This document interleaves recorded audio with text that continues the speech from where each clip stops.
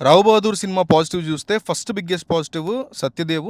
Telugu cinema చరిత్రలో ఇట్లాంటి characters చాలా తక్కువగా పడుతుంటాయి.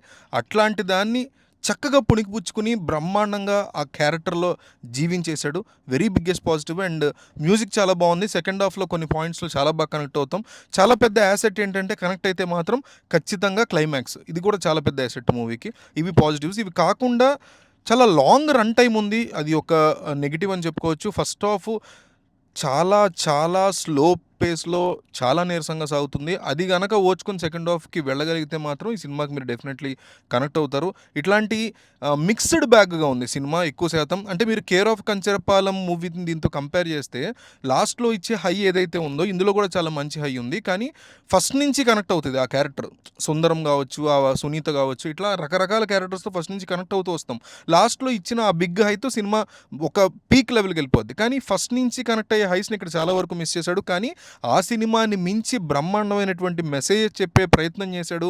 సొసైటీలో ఉన్న అనేక రుగ్మతల్ని చాలా తెలివిగా డీల్ చేశాడు. తెలివిగా వాటిని అడ్రస్ చేసే ప్రయత్నం చేశాడు. వాటిల్లో ఖచ్చితంగా వెంకటేష్ మహా సక్సెస్ అయ్యాడనే చెప్పాలి. బాక్స్ ఆఫీస్ దగ్గర కూడా ఇలాంటి మూవీ ఇంకా పెర్ఫామ్ చేయాలని కోరుకుంటాను. ఇంకాస్త ఫస్ట్ హాఫ్ రైటింగ్ గ్రిప్పింగ్గా ఉండి అంటే ఒక complete different mood of movies మీ ఇష్టపడే వాళ్ళు మాత్రమే దీన్ని నచ్చేలా సిచ్యువేషన్ కనిపిస్తుంది తప్ప 'కేర్ ఆఫ్ కంచరపాలెం' లాగా అందరూ యాక్సెప్ట్ చేసే మూవీ ఇది అవుతుంది అని నేను అనుకోవట్లేదు.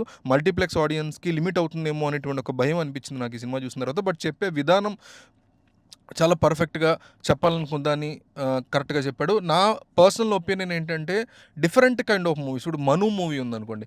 అట్లాంటి మూవీస్ నచ్చేవాళ్ళు డెఫినెట్‌లీ థియేటర్‌లో ట్రై చేయండి. మిగతా వాళ్ళు ఓటీటీ కోసం వెయిట్ చేయండి. కాస్త ఓర్పుగా ఫస్ట్ హాఫ్ చూడండి. సెకండ్ హాఫ్‌తో మీరు డెఫినెట్‌లీ కనెక్ట్ అవుతారు.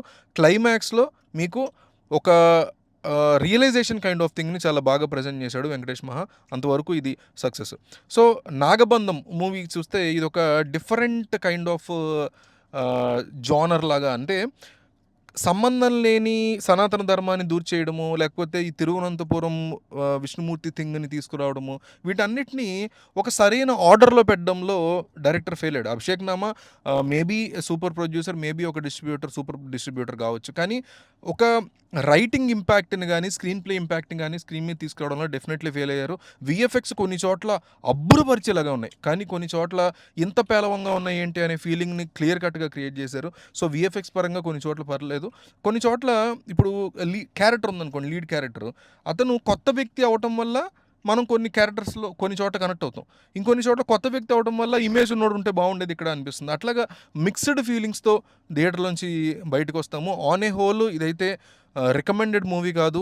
ఓటీటీలో వచ్చినా కూడా పెద్ద ప్రిఫర్ చేసే మూవీ కాదన్నట్టుగా అనిపించింది. బట్ కొన్ని కొన్ని విఎఫ్ఎక్స్ షాట్లు వీటి కోసం మేబీ ఫ్యామిలీస్, అంటే మొసళ్ళు కానీ, ఈ పాములకు సంబంధించింది కానీ, ఇలాంటివి కొన్ని చోట్ల చాలా బాగా పిక్చరైజ్ చేశారు. చాలా బాగా విజువలైజ్ చేశారు. ఇట్లాంటి పాయింట్స్ కోసం మేబీ ఫ్యామిలీ ఆడియన్స్, చిన్నపిల్లలు కనెక్ట్ అయ్యి అప్పుడప్పుడు మేబీ చూడొచ్చేమో తప్ప ఆన్ ఏ హోల్ ఇది పెద్ద రికమెండెడ్ మూవీ కాదన్నట్టు నాకు అనిపించింది.